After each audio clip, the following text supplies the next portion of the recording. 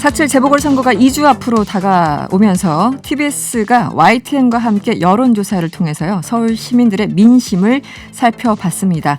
자세한 이야기 들어보도록 하죠. 리얼미터 배철호 전문위원 스튜디오에 모셨습니다. 어서 오세요. 네, 안녕하세요. 네.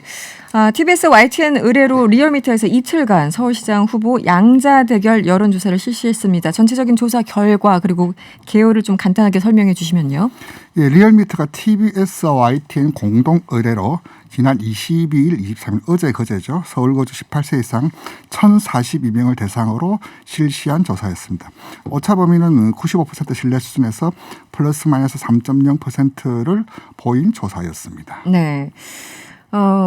22일이면은 이 단일화 여론조사가 진행되는 시기였고 23일이면 어제 단일화 결과가 이제 발표된 날. 예, 그렇죠. 그렇게 양일간에 걸쳐서 한 거네요. 예, 그렇습니다. 그렇다면은 이제 전제가 그건가요? 가상에서 오세훈과 박영선, 안철수와 박영선 이렇게 따로따로 한 건가요? 네, 그 문항은 그렇게 물었고요. 네. 저희뿐만 아니라 상당수 여론조사 회사가 이번에 좀 스텝이 많이 꼬였습니다. 왜냐하면 19일 날 등록한다라고 해서 20일, 21일 날 이렇게 예상을 했었는데 미뤄지면서 맞아요. 네. 저희들도 이렇게 안심번호라는 것이 계속 쓸 수 있는 것이 아니라 지나면 소멸이 되거든요. 아, 그렇군요. 예, 그 상황에서 어쩔 수 없이 할 수밖에 없어서 원래는 후보 등록하고 이제 클리어한 상태에서 진행을 하려고 했었는데 어쩔 수 없이 가상 대결로 물어볼 수밖에 없었고요. 많은 분들이 오늘 좀 혼돈을 했었는데 이 조사는 후보가 정리되고 나서 물은 조사가 아니라 가상 대결이라는 점을 감안하시고 오늘 수치를 들어주시길 바랍니다. 네. 뭐 조사 하나하나 살펴볼 부분이 많을 텐데요. 일단 이 오세훈 후보와 박영선 후보 거의 20%포인트 가까이 차이가 나기 때문에 숫자만 보면은 굉장히 지금 박 후보가 열세인 것 같습니다. 구체적으로는 어떻게 나왔죠? 네, 구체적으로 말씀드리겠습니다. 국민의힘 오세훈 후보가 48.9% 보였고요. 더불어민주당 박영선 후보가 29.2% 보였습니다. 없음이 12.6, 모름무응답 23.3. 전체적으로 19%포인트 20% 차이를 보인 조사였습니다. 네, 모름무응답이 몇 퍼센트? 없음이 12.6, 모르겠다라고 하는 분이 2.3. 그 정도 나오군요. 예, 전체적으로 부동층 규모가 한 15%. 그 정도 되네요. 예, 그렇게 좀 나타났습니다. 알겠습니다. 그 부동층이 다른 기존 조사에 비해서 조금 줄어든 건가요? 아니면 항상 그 정도 비율을 유지했었나요? 다른 조사 특히 이제 전화 면적과 ARS 차이에서 이제 가장 대표적으로 나타나는 것이 부동층 규모인데 저희 조사했을 때 이 정도 수치는 통상적인 수치다. 특별히 더 높다거나 특별히 더 낮았다. 이건 아니고 그냥 나타날 수 있는 수치를 그대로 보였다. 그렇게 말씀드릴 수 있습니다. 어쨌든 오세훈 후보가 이제 나경원 후보를 꺾고 이제 안철수 후보까지 꺾고 결국은 단일 후보가 됐는데 계속 상승세인 건 탄력을 받은 건 맞습니다. 어떤 이유 때문에 이렇게 숫자가 잘 나온다고 보십니까? 아무래도 지난 한 일주일 열흘이 관심이 보수 진영의 후보 단일화에 좀 많이 쏠렸었고, 그 이제 내부적 요인이라면 외부적 요인이라면 아무래도 LH 투기 의혹 사건이 출구 없이 계속 진행되었던 그런 요인이 야권 진영에 좀 우호적으로 나타나고 우호적인 정서가 후보 지지율에 좀 그대로 좀 투영되었다. 좀 그렇게 말씀드릴 수 있습니다. 그 LH 때문에 이제 여건이 굉장히 힘들어진 건 맞는데 그럼에도 불구하고 내곡동에 관련해서 오세훈 후보가 계속 또 공격을 받았던 것도 사실이잖아요. 그런데 이 변수는 크게 영향을 미치지 않은 것으로 여론조사상은 분석을 하고 계신가요? 어떤가요? 네, 그렇습니다. 현재 저는 개인적으로 타이밍이 좀 적절하지 않았다라고 좀 보는데 한참 이제 상대 부동산 문제가 달아오를 때 건드렸던 거 다시 물타기를 좀 시도하려는 것 같은데 좀 조정 국면에서 꺼냈으면 어땠을까 좀 유효타 좀 정타로 있었는데 자칫 이게 장군멍군이 된다고 희석되거나 소멸되는 것이 아니라 오히려 이 문제에 대해서 자꾸 이제 끄집어내므로써 상대로 오히려 역작용이 일어난 그건 아니냐. 오히려 좀 조정이 되고 후보에 대해서 하나씩 검증을 하면서 냈더라면 오히려 더 효과가 있었을 텐데 조금 그런 생각이 듭니다. 그럼 이제 내곡동 의혹을 이건 이제 선거 전략상 어쨌든 이제 공격을 하기 위해서 각각이 준비한 카드들이 있는데 LH 사태가 한참 물오를 때 그때 꺼내지 말고 차라리 지금쯤 좀 어느 정도 좀 정리되고 나서 약간 좀 가라앉은 다음에 내놨으면 조금 더 유효타가 됐을 것이다. 저는 그렇게 이렇게 보시는군요. 지금 박영선 후보 이 숫자만 보면 굉장히 좀 불안할 것 같기도 하고 선거는 물론 이제 보름이 긴 시간이기도 하고 짧은 시간이기도 네, 한데 그렇죠. 판세를 뒤집을 가능성은 어떻게 보십니까? 선거 상황 이제 내일부터 이제 유세차 다니고 이제 직접 뭐 네네. 기호와 선거운동. 이름이 쓰여진 그 운동복을 입은 운동원들을 이제 길거리에서 만났을 텐데요. 네.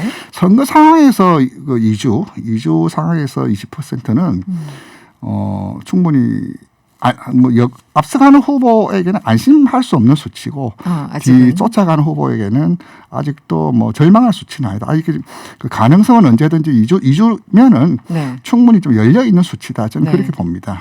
예전에 오세훈 후보와 한명숙 후보가 이제 붙었던 그 당시 이제 서울시장 선거와 그리고 종로구에서 오세훈 후보와 또 정세균 후보가 붙었던 그것도 그전에 한참 뭐 10% 20% 밀리는 상황이었는데 뚜껑을 열어보니까 아주 박빙이거나 아니면 뒤집히는 결과가 나왔잖아요. 그래서 이번에 여론조사도 또 어디까지 믿을 수 있을까 여러 가지 관심들이 있는데 의원님께서는 또 여론조사 기관에 계시니까 네, 어떻게 보십니까? 여론조사 이번에 좀 개인적으로 기관에 종사하는 입장에서 이번 후보 단일화 보면서 여론조사가 또 도마에 올랐다는 건 굉장히 좀 유감스럽게 생각합니다. 먼저 뭐냐면은 뭐 유선과 무선 비중, 일반인들이 과연 그에 대해서 얼마나 알 것인가, 뭐 주중조사와 주말조사, 뭐 그런 것들 사실 자칫 이것이 그 특정한 진영과 정당 이슈에 따라서 뭐 어떻게 설계하느냐, 유무선 비중을 어떻게 하냐, 이게 주말에 했네, 무슨 백인이 아니네 이런 거에 따라서 유리하고 이렇게 오인할 수 있게끔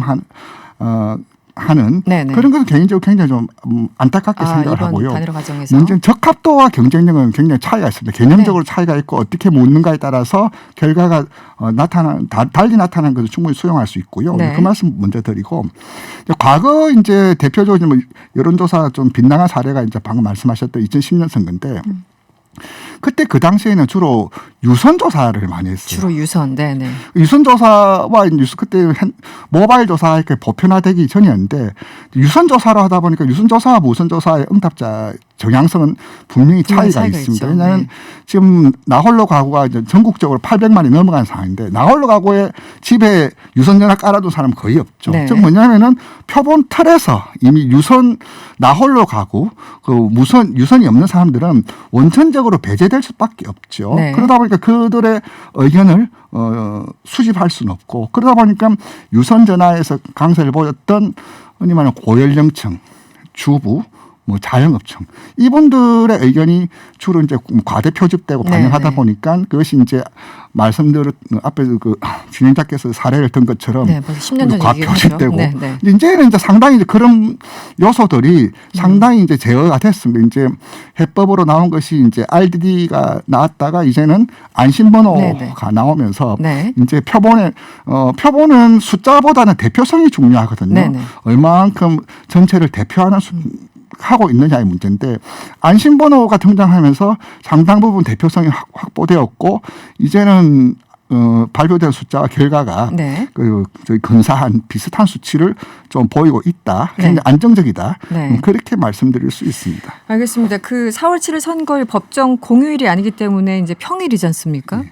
근데 과거에 이제 재보궐선거 때 보면은 주로 50%가 안 됐죠. 투표율이요. 그렇습니다. 통상적으로 이렇게 재보선과 이제 지방선거는 투표율이 낮다. 그것이 이제 경험적으로 나타난 수치죠. 이번에는 이게 사실 이제 내년 대선까지 연결되는 그런 시기이기도 하고 워낙 또 서울, 부산 이렇게 큼직큼직한 지역에서 일어나는 거기 때문에 투표율은 여론조사 기관에서는 어떻게 전망하십니까? 과거에 비해서는 조금 더 높아질 것이다 전망을 혹시 하시나요? 근데 사실 그 예측률 당락이나 예측률보다 더 어려운 것이 투표율.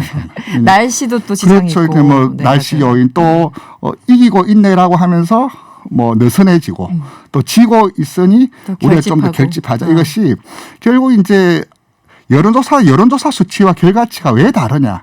결국 그것을 만드는 요인 중에 하나는 또 투표율입니다.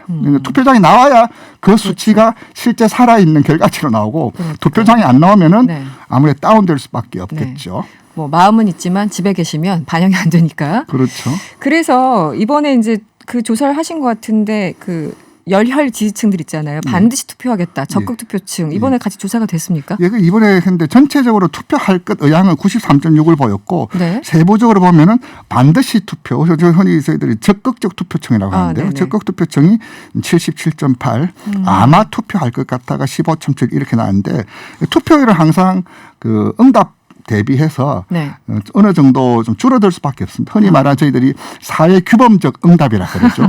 정답을 네. 이야기함으로써 네. 이제 좀 회피하려고 하는데 네. 실제적으로 이제 지난 역대 재보선 수준은 좀 뛰어넘는 투표율이 역대 수준보다는 좀 뛰어넘는 수준이 안 되죠. 그래서 지금 이제 50%, 55% 요 구간에 네네. 다들 그 투표율 예측을 이번에는요. 그렇게 이제 많이들 전망을 하고 있습니다. 그럼 지금 말씀하신 이 적극 투표층 나 반드시 가서 할 거야라고 응답한 이제 비율이 약 77%라고 말씀하셨는데 이 비율도 과거에 비해서 조금 더 올라간 수치인가요? 그렇죠. 이번 선거 아무래도 관심이 아까 진행자께서 말씀하셨던 대로 선거 자체가 대선 전초전이고 서울이라는 상징성, 영향력 그렇죠. 네. 등에서 관심이 많으면 아무래도 투표율도 네. 올라가는 것이 정상적인 경우죠. 네. 네. 알겠습니다. 아까 이제 뭐 무선, 유선 얘기하시고 또 주중, 주말 뭐 얘기를 하셨는데 실제 뭐 정치인들한테 이제 질문을 해보면은 이 무선에서 한참 싸우다가 결국 이제 안철수 후보 측에서 주중, 주말 이 부분을 놓쳤다. 그래서 전략적으로는 어떻게 보면 국민의힘이 더 전략을 잘 짰다. 이렇게 평가하시는 분들도 있더라고요. 그 얘기는 이제 주말을 넣었어야지만 안철수 후보한테 유리했을 것이다. 근데 실질적으로는 어떤 의미가 있나요? 주중, 주말 좀 설명을 해 주시면요. 과거 같은 경우는 저도 이제 이 업을 한 지 20년이 지났지만 과거 유선을 주로 했던 시절에는 주중과 주말 조사에 뚜렷한 차이가 있었습니다. 그것이 왜냐하면 흔히 말하는 재택률이라고 하는 주중에는 아무래도 그 응답을 구하기가 힘들고 주말에는 집에 계시다 보니까 이제 아무래도 응답률, 참여율, 재택률 이런 것에서 훨씬 더 안정적인 데이터를 얻을 수 있었는데 이제 모바일이 이제 보편화되면서 그 주중 주말 효과는 상당히 좀 상쇄되었습니다. 그렇군요. 네. 지금 이제 정례 조사를 하는 대표적인 기관을 말씀드리면 갤럽 같은 경우는 화수목 주중을 하고요. MBS 같은 경우도 월화수, 저희 같은 경우는 이제 월화수목 다 주중을 합니다. 네, 그렇군요. 이제 거듭 말씀드리자면 주중 주말보다는 유무선의 비중, 또 표본을 얼만큼 대표성 있게 확보하느냐의 문제다. 그렇게 좀 말씀을 드릴 수 있습니다.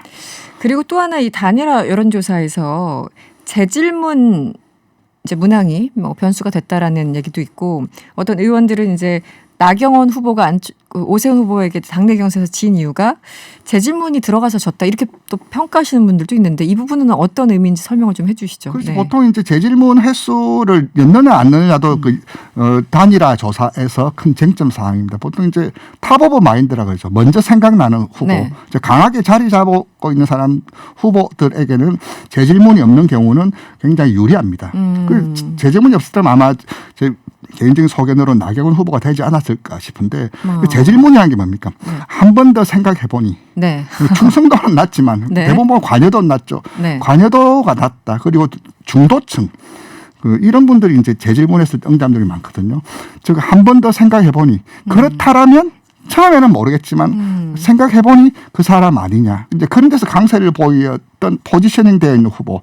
즉 그렇다면 나경원 후보는 아마 첫 질문에서 많은 응답이 나왔고 재질문 한 번 더 생각해보니 오세훈 후보가 좀 낫지 않을까. 그럼 이제 당신의 재질문은 이제 예를 들면 뭐 이런 겁니까? 오세훈 후보와 뭐 나경원 후보 둘을 물어보고 잘 모르겠는데요. 이렇게 애매하게 대답하면 그래도 다시 한번 생각해 보세요. 오세훈과 나경원 중에 누가 더 뭐 적합합니까? 이렇게. 기본적으로 그런 거죠. 이를테면 아까 말했던 모른 무응답층 있잖아요. 모른 무응답층을 대상으로 한 번 더 물어보려. 그렇다면 이러저런 거명됐던 후보들 중에서 그나마 조금이라도 누가 낫다고 생각하십니까? 혹은 이 중에서 누가 더 어떠하다고 적합도든 경쟁력이든 그 개념화된 문항이 있을 거 아닙니까? 그걸 한 번 더 물어보는 거죠. 그분들에게. 그래서 이 재질문 조항이 다 들어가서 오세훈 후보가 나경원 후보도 이기고 안철수 후보도 이겼다 이렇게 분석하신 분들 계시더라고요. 그래서 뭐 나름 뭐 설득력 있는 뭐 근거 없는 이야기는 아니라고 봅니다. 네, 알겠습니다. 사실은 이제 정당 지지도도 중요한데 이번에 이 정당 지지도는 후보 지지율과 어떻게 좀 비례하고 연동됐습니까? 어떻습니까? 그렇습니다. 선거 상황에서는 보통 네. 후보 지지율에 저희들이 눈길이 많이 가지만 네. 사실 기본 지표라고 할 수 있는 정당 지지율과 네. 그 국정평가는 네. 선거의 좀 기본 지표입니다. 왜냐하면 그것이 이제 기본 그 펀더먼털적인 측면들 네. 그리고 아무래도 그 근거에서 그래서 출발할 수밖에 없거든요. 아무리 후보의 개인기가 좋고 능력이 있더라도 그 약간 디폴트로 당의세 네, 네. 또 이제 후광이라고 할 수 있는 아. 이제 국정평가는 중요할 수밖에 없는데 네. 이번 조사에서 보면은 국민의힘이 32.7%, 더불어민주당이 23.5% 그렇게 나왔고요. 네. 국정평가는 잘하고 있다. 네. 긍정평가가 67.0%, 네. 잘 못한다. 부정평가가 30.4% 각각 네. 보였습니다. 아, 그렇군요. 지금 정당 지지율은 한 9%포인트 정도 차이가 나는 그런 네. 상황들. 그럼 어쨌든 정당 지지보다는 후보 간의 이 지지율은 더 격차가 큰 건 사실이네요. 지금 오세훈, 박영선 후보만 본다면. 그래서 이제 오세훈 후보, 그 후보도 마찬가지로 민주당 지지율이 23.5였고, 네. 후보 지지율이 29.2, 6% 포인트 아웃퍼폼 상회하고 있고, 네. 이제 국민의힘 같은 경우는 이제 정당 지지율은 32.7이었고 후보 지지율은 48.9. 아무래도 기본 정당 지지율에 네. 무당층이라고 하는 사람들, 네네. 뭐 무당층 이분 같은 경우는 20% 이상 나왔는데 네. 결국 당은 당대로 찍지만 후보로 가면은 아무래도 후보 지지율이 그 정당 지지율보다는 좀 상회하는 것은 일반적 보편적으로 나타나는 현상입니다. 네. 그 마지막 질문인데요. 여론조사 공표가 이제 선거 일주일 전까지만 가능하지 네, 않습니까? 그렇습니다. 근데 그 일주일 전 안에도 계속 뭐 조사를 하시는 거죠. 네, 조사는 공표만 안 할 뿐이고. 그렇죠. 네. 심지어 예전에는 투표 당일날 조사를 한 후보도 있고 네. 정당도 있었습니다. 네. 나중에 선거 끝난 다음에 알려주시죠. 네, 알겠습니다. 알겠습니다. 오늘 말씀 여기까지 듣겠습니다. 지금까지 리얼미터 배철호 전문위원이었습니다. 오늘 고맙습니다. 네, 감사합니다.